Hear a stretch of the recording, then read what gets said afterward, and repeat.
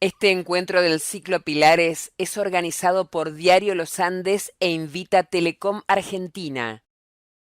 También cuenta con el apoyo de Lorenzo Automotores, Municipalidad de la Ciudad de Mendoza, Municipalidad de Godoy Cruz, Laboratorios Roche, Sancor Seguros y Clínica de Cuyo.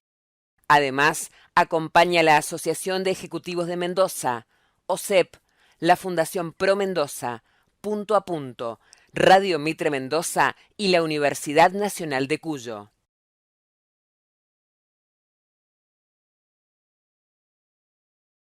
Continuamos en los Andes con el ciclo Pilares y después de haber tenido oportunidad de escuchar a la ministra Ana María Nadal, continuamos con el próximo panel en este encuentro dedicado a la salud digital y en esta ocasión nos van a acompañar José Federico López, presidente de la Clínica de Cuyo, el doctor Roberto Miatelo, decano de la Facultad de Ciencias Médicas de la Universidad Nacional de Cuyo, el doctor José Lodovico Palma, presidente de CIMESA, y el licenciado Rodolfo Montero, gerente de la Fundación Fuesmen, Fundación de Escuela de Medicina Nuclear. Los conocemos un poco mejor. José Federico López es el presidente de la Clínica de Cuyo. Roberto Miatelo es decano de la Facultad de Medicina de la Universidad Nacional de Cuyo. José Lodovico se desempeña como presidente del Círculo Médico de Mendoza y además es secretario de la Confederación Médica de la República Argentina. El licenciado Rodolfo Montero ocupa el cargo de gerente general en la Fundación Escuela de Medicina Nuclear, Fuesmen. Hasta el año 2018 fue el jefe de gabinete del Ministerio de Salud, Desarrollo Social y Deportes de Mendoza. Bueno, esta oportunidad nos reunimos con especialistas de diversas perspectivas para conocer esta cuestión que nos reúne y que hemos decidido aunarla en una pregunta que dice más o menos, que ustedes ya conocen, estuvimos charlándola antes de empezar acá, y es alrededor de esta cuestión, de si es posible un sistema sanitario accesible y de calidad. Así que vamos a empezar aprovechando este ordenamiento que tenemos en la silla, conociendo la opinión de cada uno de ustedes. José. Digamos, con planificación, primero, después con la aplicación de los recursos a la asistencialidad y no a la burocracia, y también con una correcta calificación por organismos independientes de las instituciones de salud, de manera de saber cuál es el nivel de prestación que puede dar cada uno de las instituciones de salud. Claro, fuera, separado cuando dice las instituciones del sistema público, digamos. Sí, digamos, hay calificadoras de entidades como, no sé, ITAES, que pueden determinar cuál es el nivel de tecnología que tiene y de infraestructura que tiene cada entidad de salud y qué servicios médicos puede brindar, ¿no? Perfecto. Bueno, otra perspectiva nos la puede dar. A ver, Roberto, ¿qué Sí, nuestra perspectiva obviamente camina por el lado de la formación de los profesionales de salud que van a ir a atender ese sistema. Y en ese sentido estamos enfocando desde hace bastante tiempo hacia el modelo de atención primaria de la salud y en donde esta posibilidad de introducir la salud digital como un elemento que aglutine los esfuerzos de todos los efectores, sin duda tiene que funcionar así. Tiene que ser más asequible para todos los ciudadanos el acceso a los servicios de salud. Obviamente, más allá de lo que nos dice José, es necesario un acuerdo entre todos los niveles de efectores en donde se privilegie la prevención de manera a abaratar costos sobre los gastos asistenciales más caros que a veces terminan dejando exhaustas a las obras sociales o a los financiadores en general. Desde nuestra parte de formadores estamos trabajando en eso y probablemente pueda referirme enseguida a eso. Seguro vamos a tener oportunidad, vamos a indagar en cada una de las cuestiones que han ido planteando. Ahora conocemos qué es lo que opina José Lodovico. Mire, usted planteó la pregunta desde el punto de vista de sistema de salud. Es decir, no nos metemos en ningún subsistema. Si tengo que contestar esa pregunta, diría que estamos muy lejos de las metas que se plantean los países del mundo y la Argentina durante las últimas décadas no ha sido un ejemplo de accesibilidad del universo de ciudadanos a los servicios de salud. El sistema está muy fragmentado, es muy heterogéneo y por lo tanto brinda prestaciones desiguales.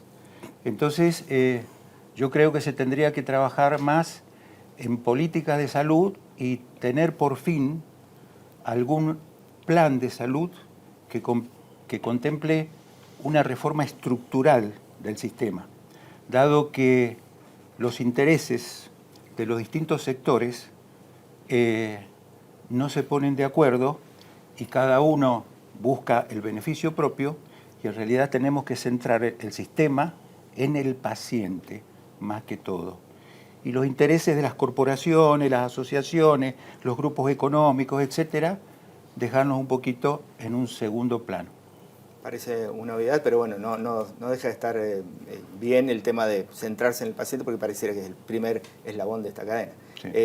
Rodolfo, hay una particularidad que es la FOESMEN, tiene características muy particulares, pero bueno, por eso es interesante escucharte. Bueno, yo te voy a dar una perspectiva un poco más general de salud pública que estrictamente de la FOESMEN. Comparto los criterios de eficiencia, obviamente la formación de recursos humanos es la clave en el sistema, y también comparto la desarticulación que hay en los distintos subsistemas del sistema de salud. Me gustaría agregar, en términos de... Yo no diría que no haya accesibilidad o que hay poca accesibilidad, diría que hay mucha o demasiada a veces, y muy poca en otras. Hay mucha variabilidad de accesibilidad, es decir, en el sistema de salud argentino nosotros cubrimos medicamentos, prácticas que los sistemas públicos más eficientes del mundo no cubren. Es decir, hay mucha accesibilidad por un lado y hay mujeres que no se pueden hacer el Papá Nicolau. Eso es una realidad. Entonces hay mucha variabilidad o una brecha muy grande de accesibilidad, y lo mismo pasa con calidad. Tenemos prestaciones de excelente calidad tanto en el sistema público como en el sistema privado, y también tenemos otras prácticas que dejan bastante que desear en términos de calidad. Entonces, yo creo que la pregunta ahí es interesante en el sentido de plantear si podemos achicar esa brecha, si podemos cerrar o acortar esa brecha, esa variabilidad entre accesibilidad y calidad. Y yo creo que claramente es posible. El sistema de salud argentino necesita de reformas estructurales. La mayoría de nosotros las debatimos hace muchísimos años.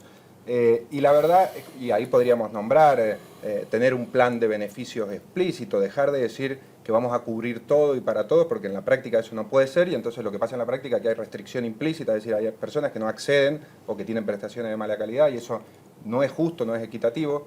Podemos hablar en el sector público de separar las funciones de financiamiento, compra y provisión de servicios para hacerlo más eficiente, de modernizar los modelos de gestión en los prestadores públicos.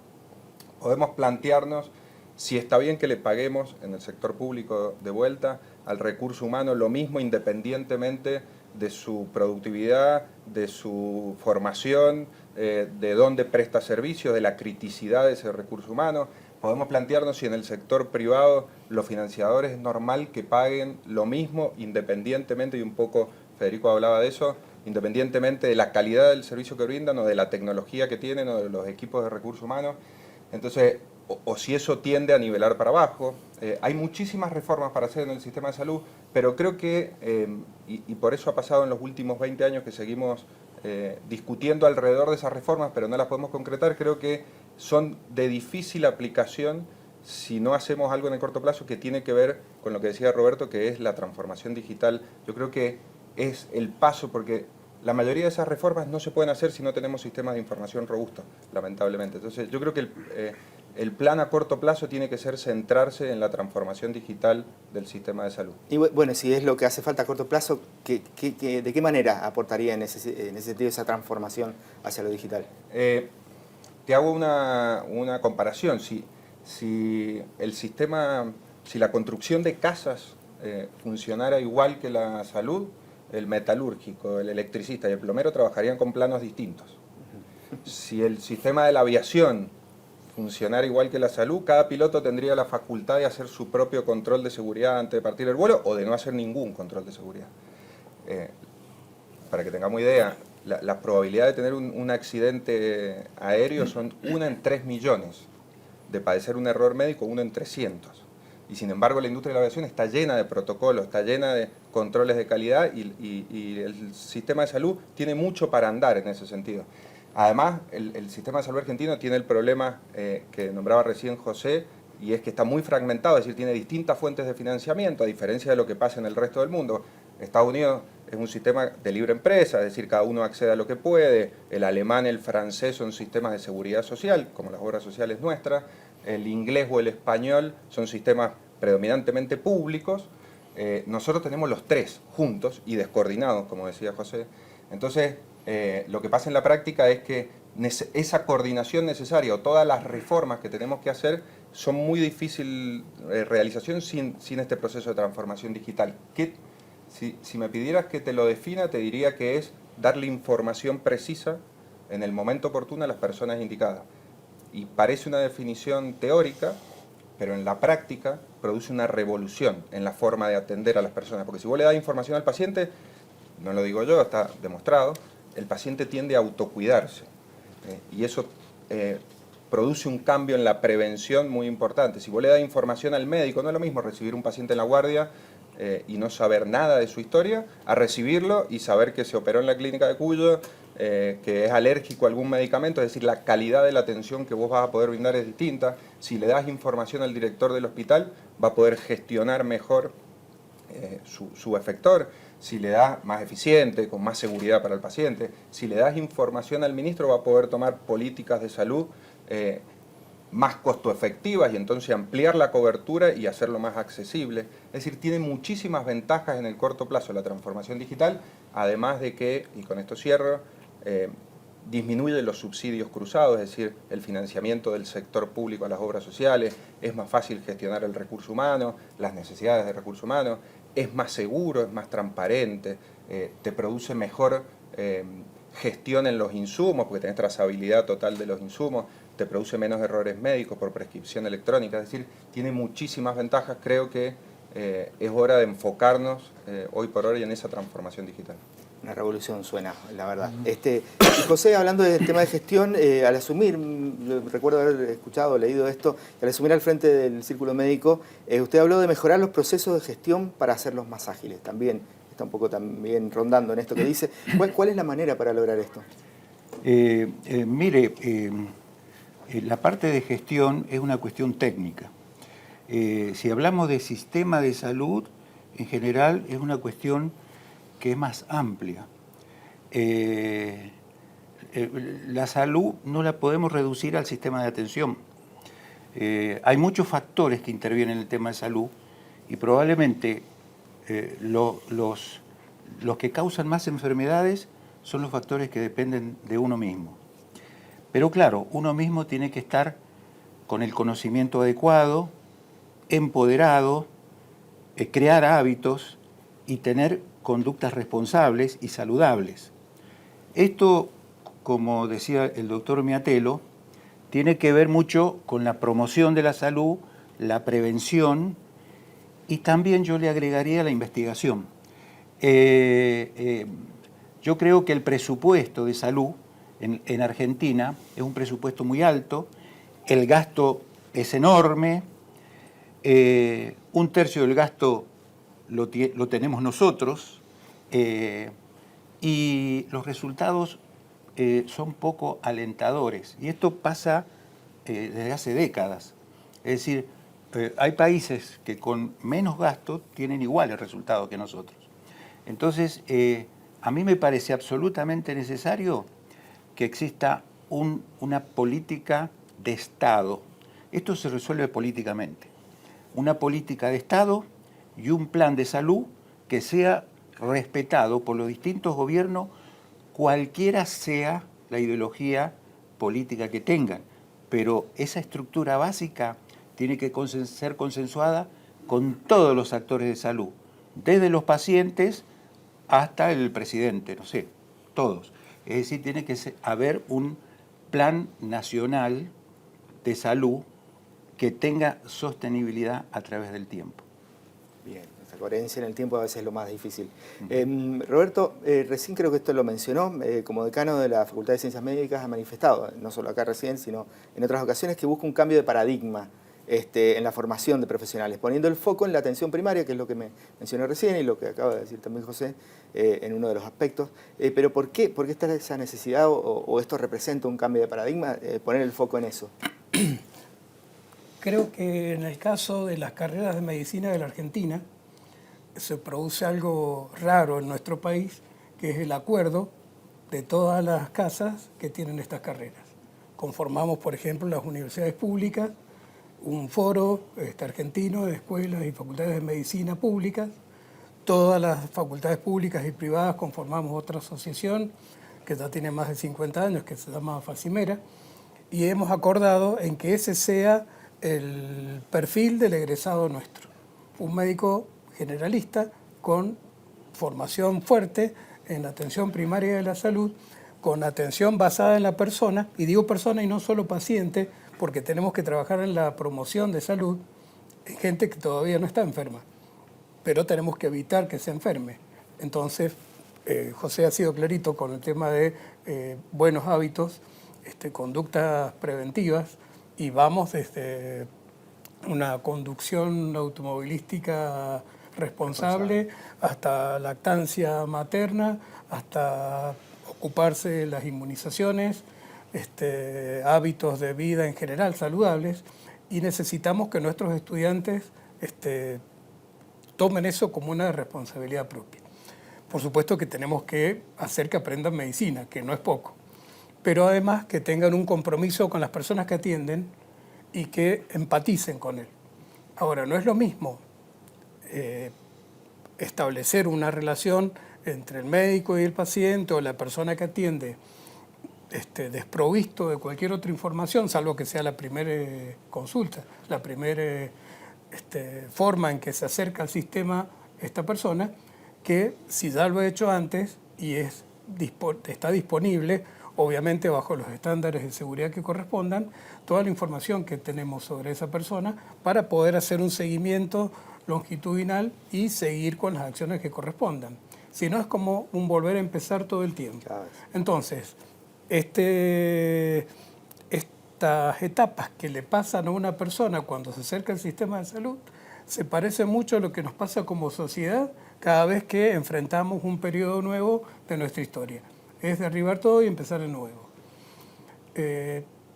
Entonces, nuestro enfoque está, por un lado, que aprendan buena medicina o enfermería o tecnicaturas, que son nuestras carreras, pero que también sepan empatizar con el paciente, humanizar su trato, pero que utilicen los sistemas de información, y tenemos asignaturas que se desarrollan en forma práctica también, para utilizarlos y para organizar también o aprender a organizar sistemas de salud, planes, programas, eventualmente, si algunos de nuestros egresados están a cargo de ellos.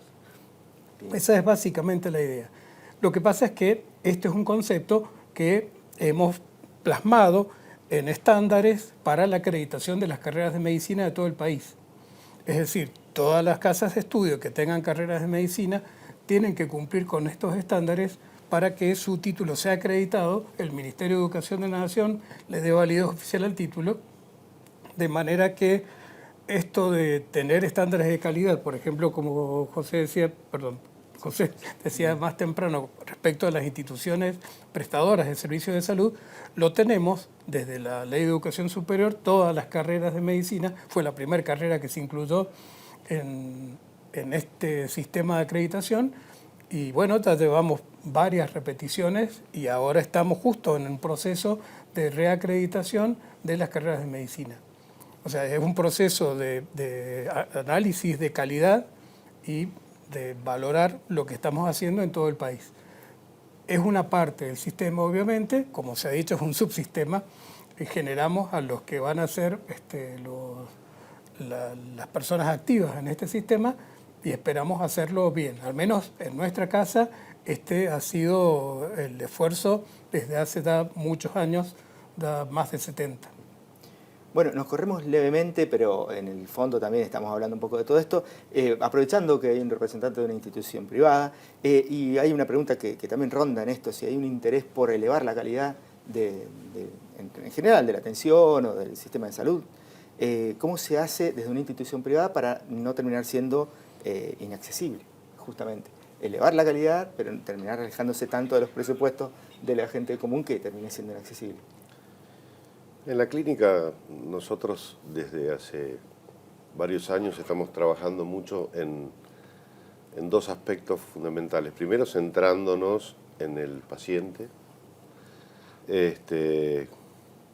con el concepto de dar salud, digamos, como parte fundamental.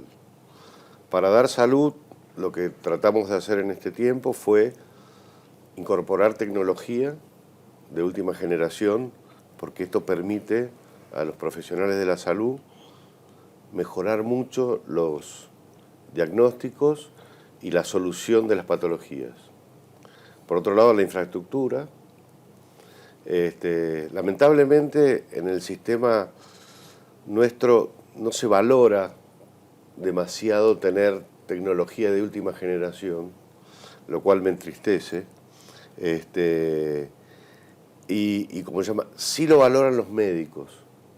Los médicos los profesionales de la salud se acercan a la clínica porque ven que en la clínica les brindamos el apoyo de darles tecnología de última generación para solucionar con la capacidad profesional de cada uno de ellos mucho mejor las distintas patologías. Estamos orientados a ser una entidad que brinde servicios de alta complejidad con equipamiento de última generación. Y de hecho hoy en neurología, en cardiología, hemos avanzado mucho. Tenemos quirófanos específicos para estas patologías de alta complejidad, con elementos que están en los quirófanos de cualquier país del mundo.